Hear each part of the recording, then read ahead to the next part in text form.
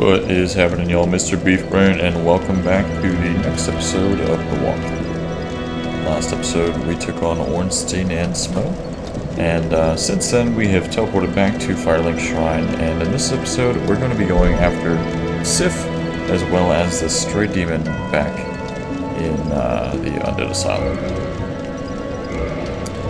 So, now that we're done talking to the fancy schmancy lady, we go ahead and get dressed once more.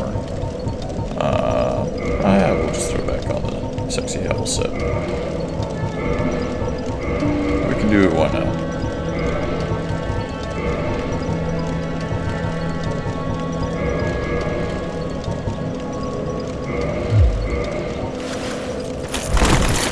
Alright. So... first thing on our agenda is going to be the Stray Demon. First, I'm going to go ahead and talk to Onion Bro. No, the gate. The old... Was that your doing? So I'm wondering if we helped him out. Yes, we did. It seemed like an unlikely coincidence. Well, am I fortunate? Please. He's getting awfully gratuitous and emotional, so... alright, he's gonna head down to Blighttown, and we'll go talk to him probably in the next episode, but in this one, we're gonna start off by heading to the Undead Asylum. So we are now strong enough to take on our next boss. Me? This dude has become separated from his lady. No wonder you're the one that got left behind. Like, you're all chubby, but look at that haircut, man. That's ridiculous. We're gonna go find her later, but for now, head up those stairs, hop on this elevator, and we're gonna jump off right to here, and make our way back to the Crow.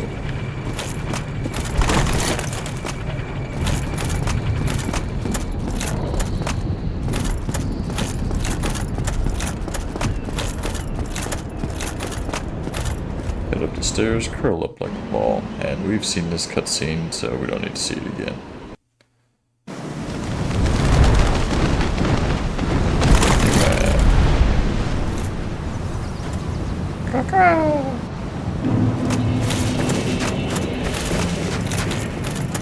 Alright. This time around, same dude. Kill these dudes.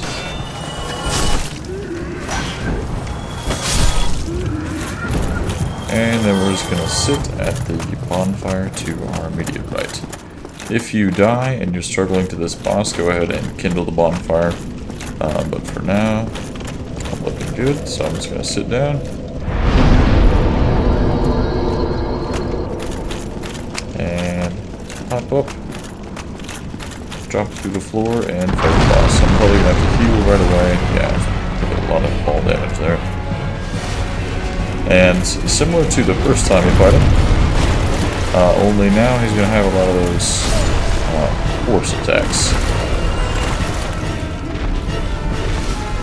So particularly this one, as he hits the ground, he's going to go big boom boom, and then we're going to come in for a nice jumping attack.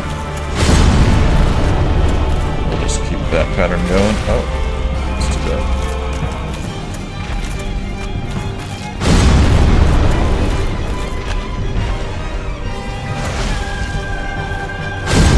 Keep him pumping, baby. Not getting greedy, just let him do his deal.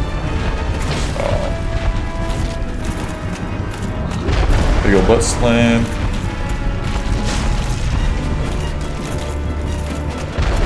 Just one and done. Not very effective. Jumping attacks are pretty good bang for your buck here, as long as you can pull them off without doing something weird. But yeah, if you can get them to repeat attack cycles like this, you're in for a very easy time.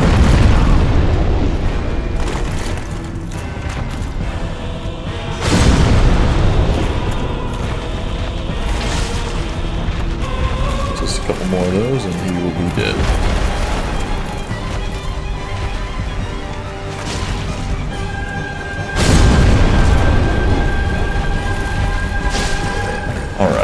So with him dead, we're going to get a Titanite slab, which allows us to fully upgrade a weapon to level 15. However, we don't yet have one of the embers we need for the blacksmith to get them from 10 to 14. So we can climb up this ladder. Additionally, you could just homeward bone if you've been pulling along with this guy. We've already gotten all of the items in this area, but he'll drop out again. Notice this is where you first start the game.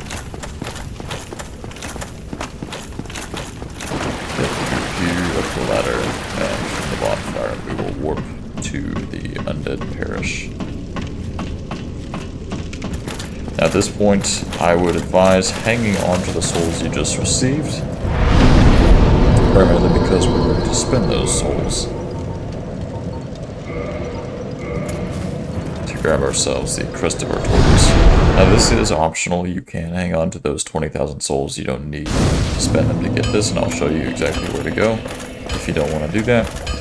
But if you're struggling with this boss, which some people do, you'll like a closer bonfire. There. I've seen one of those before. Might you consider I could produce divine weapons with a flame?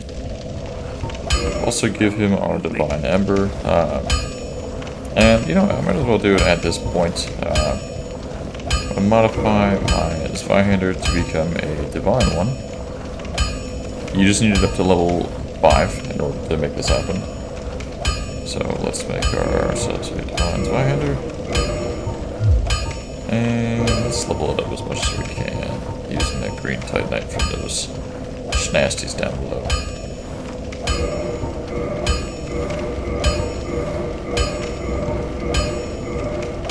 Alright, we'll take it. +3 is okay.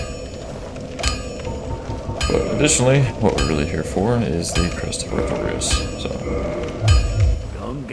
now that we have that, we're going to run on back to the bonfire that we sat at when we killed the Moonlight Butterfly.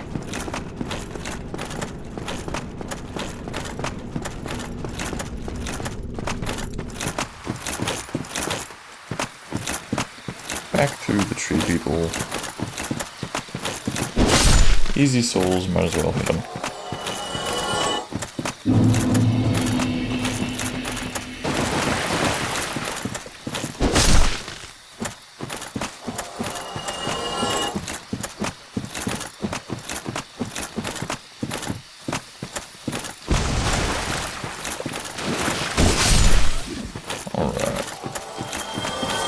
Now, you can do this much earlier on. The boss isn't terribly difficult, but he can hit pretty hard.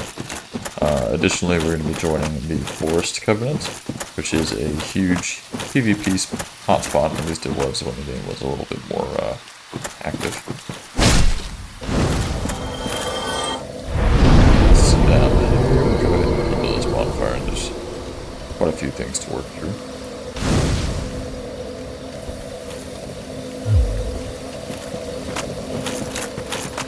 And now we will show the crest of Artorias to gain access to the area. As soon as these gates open and we start running forward, we're going to be attacked by little dudes. Just ignore them and keep running straight. As soon as we join this covenant, they will stop attacking us. Additionally, if you want to farm up some souls, early game, it's not bad to farm souls here. These guys each drop like 1,000 souls each. But we'll just come in here, talk to Cat Lady, and everyone else just walks away. Thou that cometh thee not for the great. My advice, the legend of Artorias art not traversing the have thine own. So Cat Lady talks mad shit, but we decided to join our covenant. Aye, and Anyways, she's gonna give us a little kitty cat ring. Now if you put on this ring, you can be summoned to PvP in this area, just automatically. if my friend them off, I shall see thou shalt, but that the clap. Oh yeah. If you go this way, it'll take you more directly to the moss, but first we're gonna head out here.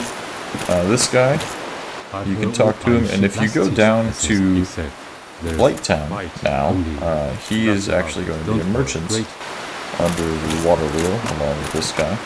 And if you kill him, you get that big schlong sword.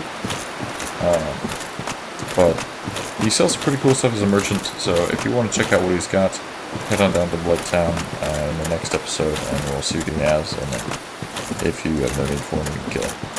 Anyway, running away from there, just gonna keep on trucking forward past all this stuff, and we're headed towards a shiny off in the distance. It's a pretty big forest, lots of tree dudes, and only one item. And that item is going to be that same set that Sheba was wearing, Easterner's armor.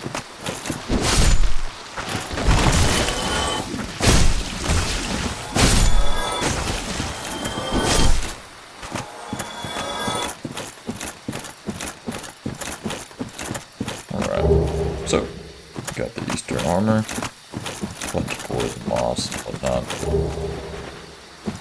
Is always handy to have.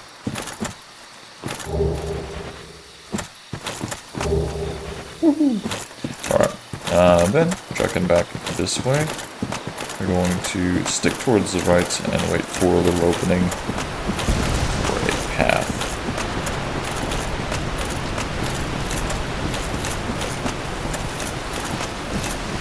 And here that is. So we'll drop down onto this path. And now, if you don't want to spend that 20,000 souls to get the Crest of Artorias, and you just want to hoof it over here, you can do that. And to do so, starting from the Undead Parish bonfire, you would simply run out, just like we did. But then, instead of going into the garden, you go into the basin and head down to where we fought the Hydra. And then from where the Hydra is, you follow that little path around until we get to this big long ladder, climb up, and then we get in here for free. The only downside is, of course, that you have to climb up that ladder, and it takes a long time. And you have to do all this running. And now, if you die, you have to make that same run every time. So, for time's sake, I find it easier just to get 20,000 souls and go about it this way.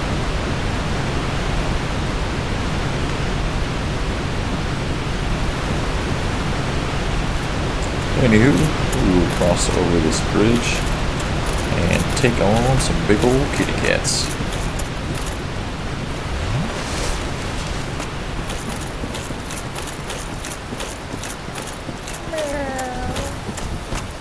So these cats do quite a bit of damage with a really strange roll.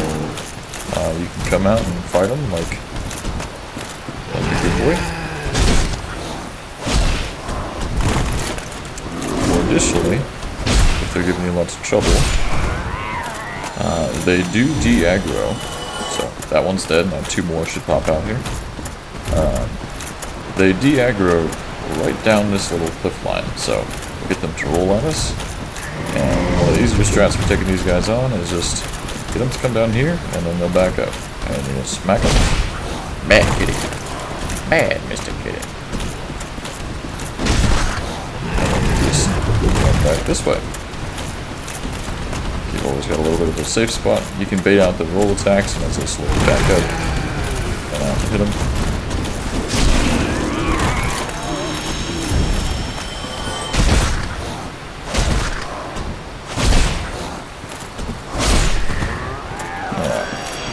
Get the bad kitties out of the way. Drop those 2,000 souls apiece, and they don't respawn, so that's not worth coming to try and farm them. Additionally, if you're struggling with them, don't worry, if you take one out at a time, they won't come back. Now, another big area with not much in it, but something very special inside of it. I don't know exactly how to feel about this. You got these big mushroom men, very big meaty boys, and they hit like a truck, like just fucking... Yeah. So, we're going to take them out. But I don't know how to feel about this. They scream like a child when you hit them. And if you hit them and they don't die, they run towards the big ones. Which gives me mixed feelings about how this should be. gone about. Now these guys turn on a dime. They're freaking boxers, man. So the best way to deal with them, if you want to take them out, is a little jump attack, roll back, rinse and repeat.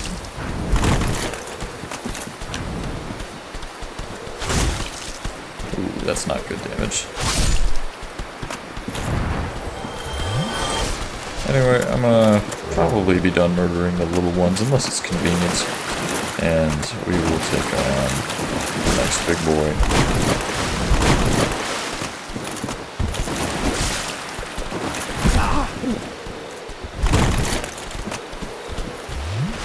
I wish I could play through the mushroom man.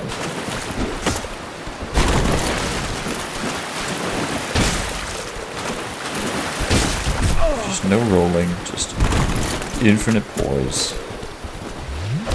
Oh yeah, hit me, baby. Now you won't respect. Alright, open up this chest for an enchanted ember. And then this is where we came from. You can see the little boss fog over there. So we're going to run the opposite direction. Back up towards this way.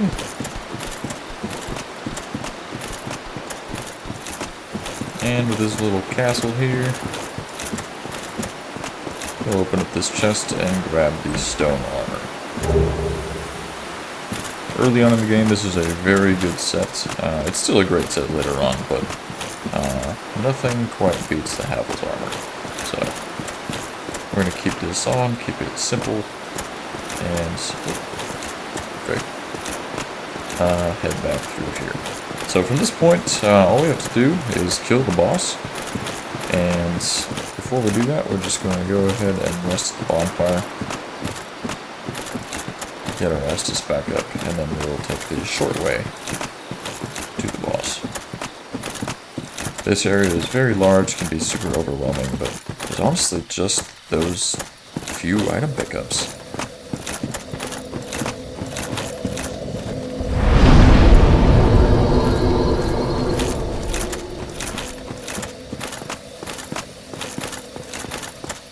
And now that we've rested, time to go take on our puppers. Now additionally, you can do this part later on in the game. If you go through the DLC first, you get a special cutscene. Basically, in the DLC, spoiler alert, if you don't want to know, cover your ears for the next, like, 10 seconds. In the DLC, you basically find Baby Sif, and you help him out, and in this cutscene he remembers you. But this one we haven't helped him out yet, so he don't remember us.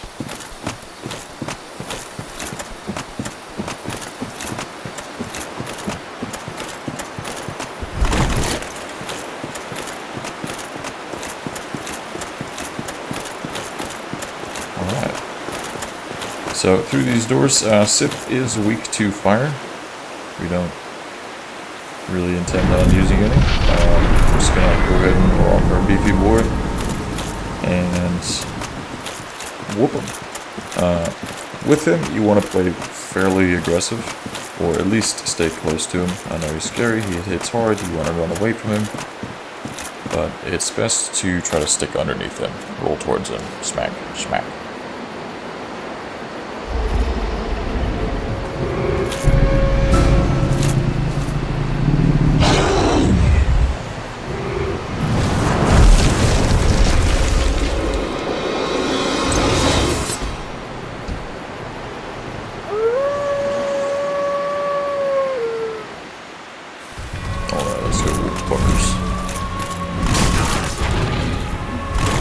So he only hit me with one of those two swipes, but you can see it does good damage.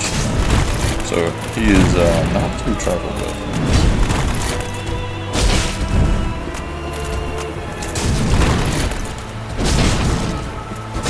Just get underneath and smack away.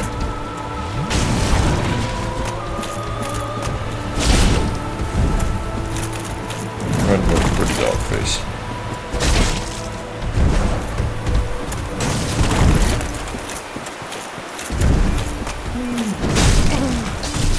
Crap. Well, if we're gonna die to any boss in this series, it would be an honor to go down to Mars.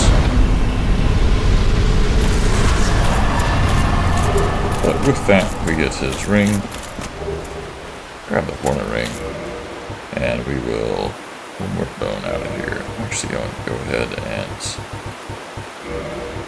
make this our number 2 item. That way it's easier to find.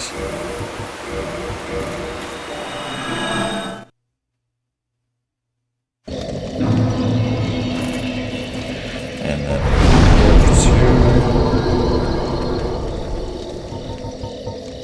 Undead perish.